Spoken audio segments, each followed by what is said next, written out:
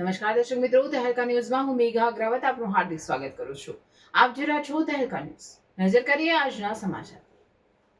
સાગબારા તાલુકાના ગામડાઓમાં દીપડાનો આતંક, ખેડૂતોમાં ભયનો માહોલ, વન વિભાગ સતર્ક. નર્મદા જિલ્લાના સાગબારા તાલુકાના ગામડાઓમાં છેલ્લા કેટલાક સમયથી દીપડાની અવરજવર વધતા ગ્રામજનોની ખેડૂતોમાં ચિંતાનો માહોલ સર્જાયો છે. ખાસ કરીને ખેતરોના સીમ વિસ્તારોમાં દીપડાઓ વારંવાર દેખાતા હોવાથી ખેડૂતો માટે ખેત મજૂરી અને પશુપાલન કરવું જોખમભર્યું બની રહ્યું છે.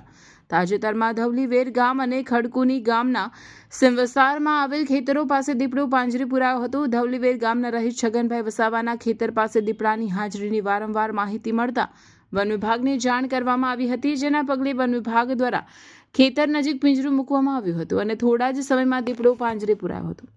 ગ્રામજનોના જણાવ્યા અનુસાર છેલ્લા દિવસોમાં દીપડાઓ મુખ્યત્વે પશુઓ પર હુમલા કરી રહ્યા છે.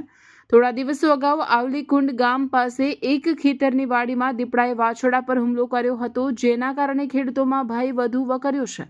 ખાસ કરીને દિવસ દરમિયાન ખેત મજૂરી કરતા મજૂરો અને ખેડૂતો માટે આ સ્થિતિ ગંભીર બની રહી છે. મહિલાઓ અને મજૂરો ખેતરમાં કામ કરવા જતા હોય ત્યારે દીપડાની હાજરીને કારણે ડરનો માહોલ ઊભો થયો છે.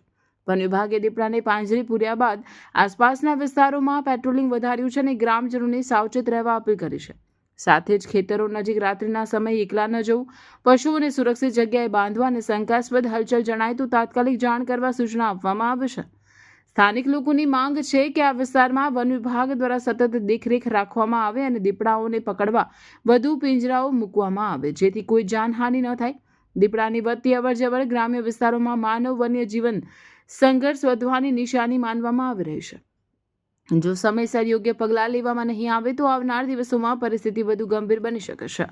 રિપોર્ટર નાઇક પંકજ, સાગબારા, જિલ્લો નર્મદા.